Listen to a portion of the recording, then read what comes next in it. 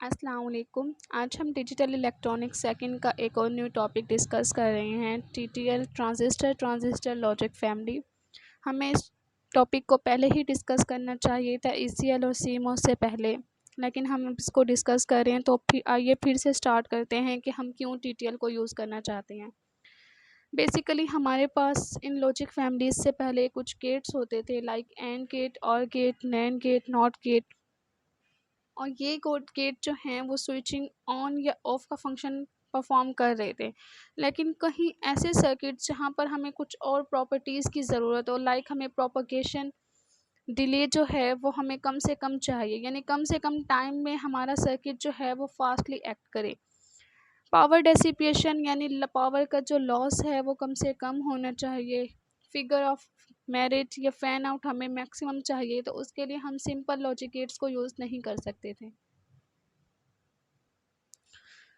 तो उन logic gates की मदद से ही कुछ ऐसे कनेक्शन किए गए between registers, transistors, diodes, capacitors, जिन्हें लॉजिक फैमिलीज़ का नाम दे दिया गया। जो सबसे फर्स्ट लॉजिक फैमिली थी वो आरटीएल थी, register transistor logic family. Register transistor logic families जो है वो भी इसी तरह के कनेक्शन से मिलकर बनाई गई थी, लेकिन उसमें कुछ डिसएडवांटेजेस पाए गए थे, लाइक प्रोपगेशन डिले जो था वो बहुत कम था, यानी टाइम बहुत मैक्सिमम लग रहा था किसी भी सर्किट को परफॉर्म कराने के लिए। इसके अलावा वहाँ पर पावर डेसिपेशन जो था वो बहुत ज़्यादा मैक्सिमम था, यानी एनर्जी का लॉस बहुत ज़्यादा हाई हो रहा था। फिगर ऑफ मेरिट और फैन आउट जो थे वो मिनिमम थे, तो इस वजह से हम आरटीएल यानी रजिस्टर ट्रांजिस्टर लॉजिक फैमिली को यूज़ नहीं कर रहे थे। रजिस्टर ट्रांजिस्टर लॉजिक फैमिलीज़ में मॉडिफिकेशन की गई, जिसमें रजिस्टर की जगह डायोड को रिप्लेस किया गया और फिर से कोई और फंक्शन परफॉर्म किया गया।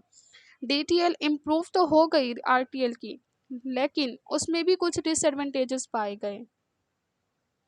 और वो डिसएडवांटेजेस ये थे कि वहाँ पर पावर डेसिपिएशन अभी भी हाई था। प्रोपगेशन डिले जो था वो बहुत कम था, यानी बहुत ज़्यादा टाइम में सर्किट अपने फंक्शन को परफॉर्म कर रहा था। नॉइज़ इम्यूनिटी जो थी वो बहुत कम थी डीटीएल की। डीटीएल बेसिकली होता है diode transistor logic family.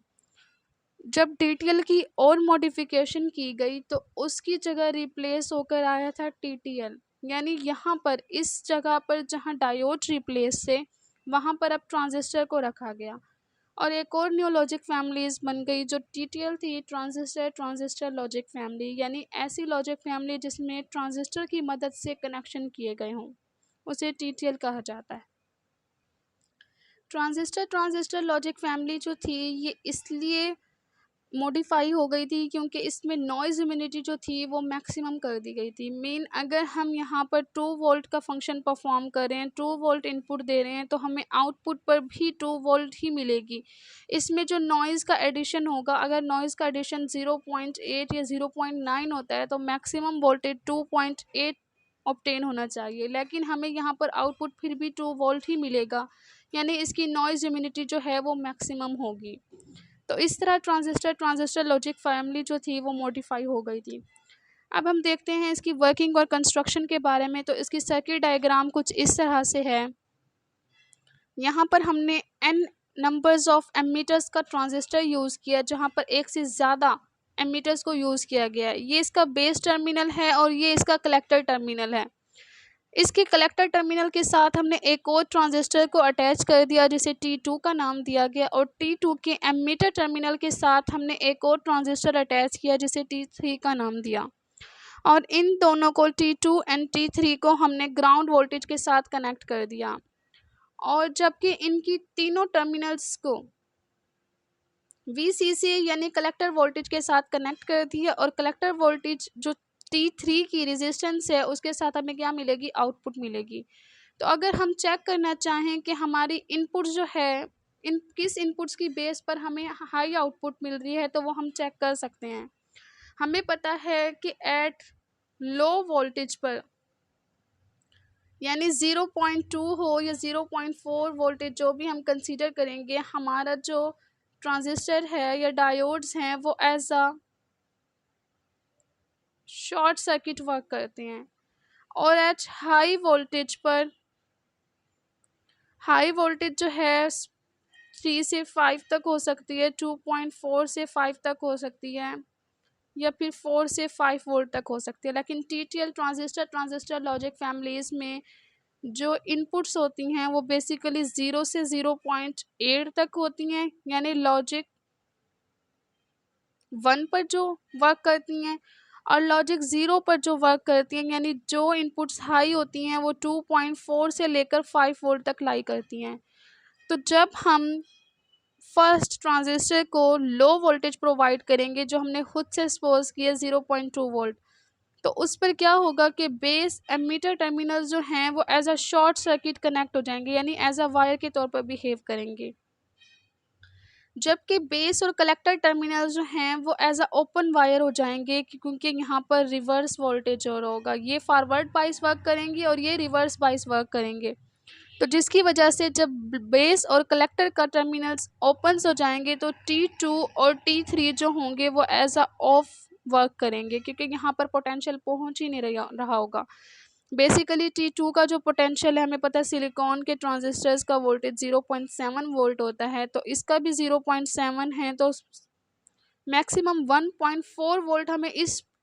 Terminal पर चाहिए T2 को ऑन करने के लिए या T3 को ऑन करने के लिए। जबकि हमारे पास इस जंक्शन पर जो पोटेंशियल ऑब्टेन हो रहा है वो 0.9 वोल्ट है।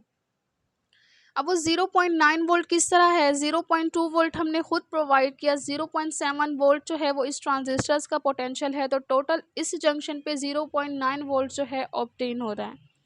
0.9 वोल्ट जो है वो 1.4 वोल्ट से बहुत कम है, जिसकी वजह से वो T2 को ऑन स्टेट में नहीं कर सकते और ना ही T3 को, जिसकी वजह से T2 और T3 जो होंगे वो एज अ ओपन वायर के तौर पर वर्क करेंगे और इनका जंक्शन जो है यहाँ से कट हो जाएगा, जिसकी वजह से VCC जो भी हमने कलेक्टर टर्मिनल पर जो भी पोटेंशियल सपोज किए कि ये 5 वोल्ट है, 3 वोल्ट है, तो ये डायरेक्टली अटैच हो जाएगा बेस एमीटर टर्मिनल से, जिसकी वजह से base emitter terminal directly VCC से कनेक्ट होने की वजह से हमें आउटपुट क्या देंगे, हाई आउटपुट प्रोवाइड करके देंगे। यानी जब हमने लो इनपुट दी तो हमें आउटपुट क्या मिल रही थी, हाई मिल रही थी। अब अगर हम चेक करें कि अगर हमारी इनपुट जो हैं वो 111 है, यानी हाई है, यानी हमने 0.2 की बजाय 2.4 वोल्टेज जो है वो प्रोवाइड किया है इसके इनपुट टर्मिनल्स पर,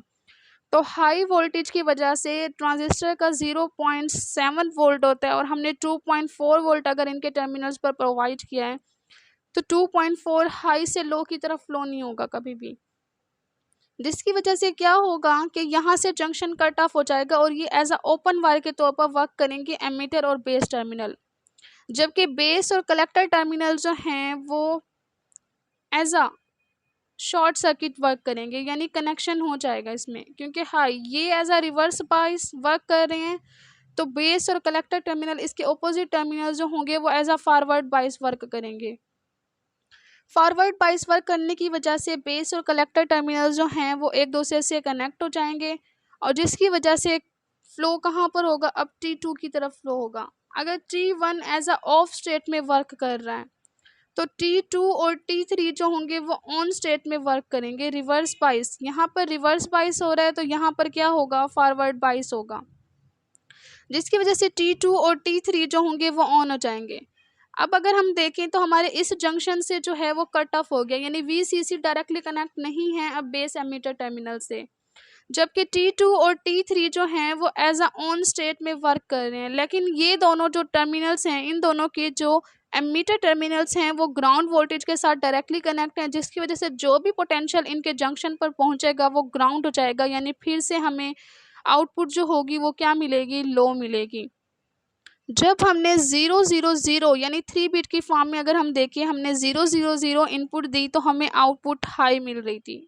जब हमने 111 यानी तीनों इनपुट्स पर, तीनों इमीटर के तीनों इनपुट्स पर जब हमने 11 प्रोवाइड किया तब भी हमें आउटपुट क्या मिल रही थी, 0 मिल रही थी, क्योंकि T2 और T3 जो हैं वो डायरेक्टली कनेक्ट हैं ग्राउंड वोल्टेज से। तो अब हम देखते हैं कि अगर हम इनमें से किसी एक टर्मिनल पर इनपुट हाई और दो टर्मिनल पर इनपुट लो रखते हैं तो उस सूरत में भी सेम प्रोसेस होगा कि बेस एमीटर जंक्शन जो होंगे वो as a short circuit work करेंगे और बेस कलेक्टर जो हैं वो as a open wire work करेंगे ड्यू टू रिवर्स बाइस। तो यहाँ पर एमीटर और बेस के दरमियान क्या होगा, फॉरवर्ड बाइस होगा, और बेस और कलेक्टर के दरमियान रिवर्स बाइस होगा, जिसकी वजह से इसका जंक्शन यहाँ से कट ऑफ हो जाएगा। T2 और T3 जो होंगे वो एज अ ऑफ स्टेट में वर्क करेंगे, जबकि बेस एमीटर का T1 जो होगा वो एज अ फॉरवर्ड बाइस में वर्क करेंगे। डायरेक्ट कनेक्शन की वजह से VCC के साथ ये हमें हाई आउटपुट प्रोवाइड करेंगे, यानी जब भी अगर हम कोई एक इनपुट भी हाई रखते हैं और दो इनपुट्स लो रखते हैं तब भी हमें आउटपुट क्या मिलेगी, हाई मिलेगी। तो इस तरह TTL जो है ट्रांजिस्टर लॉजिक फैमिली का वर्किंग ऑपरेशन परफॉर्म किया जाता है कि मीन जब भी हम लो इनपुट्स प्रोवाइड करते हैं हमें आउटपुट हाई मिलती है, और अगर हम इनमें से कोई एक इनपुट भी लो रखते हैं तब भी हमें आउटपुट हाई मिलती है। तो ये बेसिकली अगर हम इसे गेट्स की फॉर्म में देखें कि जो गेट्स का फंक्शन है ये कौन से गेट का फंक्शन परफॉर्म कर रहा है, ये नैंड गेट का फंक्शन परफॉर्म कर रहा है। जब भी हमें हमारी इनपुट्स लो होंगी या कोई एक इनपुट भी लो होगी हमें उस सूरत में हाई आउटपुट मिलेगी, अदरवाइज़ अगर हमारी इनपुट्स हाई होंगी तब हमें लो आउटपुट मिलेगी। अब हम इसकी देखते हैं ट्रुथ टेबल के बारे में कि किस तरह इसकी ट्रुथ टेबल जो है वो बनाई जा सकती है। ये हमारे पास 3 टर्मिनल्स के लिहाज से TTL की इन ट्रुथ टेबल है, जिसमें हमने ABC जो हैं वो 3 टर्मिनल्स दिए हैं एमीटर के 0 0 0 0 0 1 0 1 0। तो हमने यहाँ पर देखा कि जब भी हमारी कोई भी एक इनपुट हाई थी और बाकी इनपुट्स लो थी तो उस सूरत में भी हमें हाई आउटपुट मिल रही थी, जबकि जब हमारी इनपुट्स हाई थी तो हमें लो आउटपुट मिल रही थी। अगर हम इसकी के मैपिंग के ज़रिए सिंप्लीफिकेशन भी करें तब भी हमारे पास जो रिज़ल्ट आएगा वो नैंड गेट का होगा, यानी TTL ट्रांजिस्टर लॉजिक फैमिली जो है वो एज आ नैंड गेट के तौर पर भी वर्क करती है। अब कुछ डिसएडवांटेजेस पाए गए थे TTL ट्रांजिस्टर लॉजिक फैमिलीज़ में, वो क्या थे?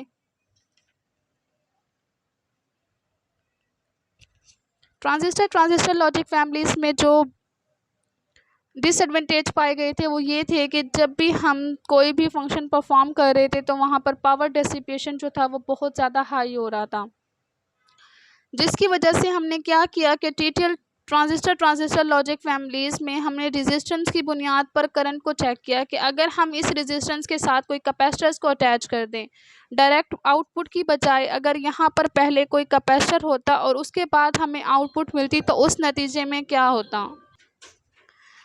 तो कैपेसिटर्स को अटैच करने की वजह से क्या हुआ कि इसमें टाइम मैनेजमेंट नहीं हो रहा था। मीन जब भी हम सैचुरेशन रीजन की बात करते कि सैचुरेशन से कट ऑफ रीजन में पहुंचने के लिए बहुत ज़्यादा टाइम जो था वो रिक्वायर हो रहा था, यानी पहले कैपेसिटर चार्ज होगा, चार्ज होने के बाद हमें वो आउटपुट प्रोवाइड करेगा, जिसकी वजह से पावर डिसिपेशन को कंट्रोल करने के लिए हमने एक कैपेसिटर को तो अटैच कर दिया।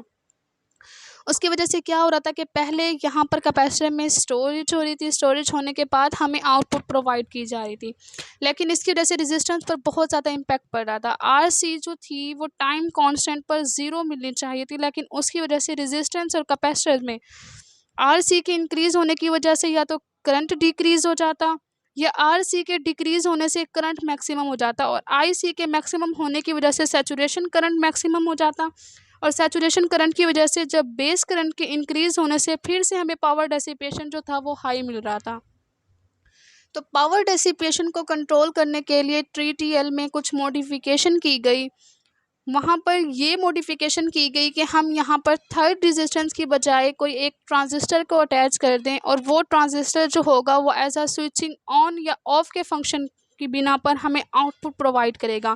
यानी उस सूरत में क्या देखा गया कि T2 जो था वो एज अ ऑन या ऑफ के तौर पे वर्क कर रहा था, क्योंकि इसको डायरेक्टली कनेक्ट कर दिया गया एक और ट्रांजिस्टर की वजह से, जिसे totem pull up TTL circuit भी कहा जाता है। तो हम नेक्स्ट सेक्शन में देखेंगे कि TTL for totem pull up के तौर पर वो कैसे वर्क करता है और हमने क्यों उसको यूज़ किया TTL की बजाय।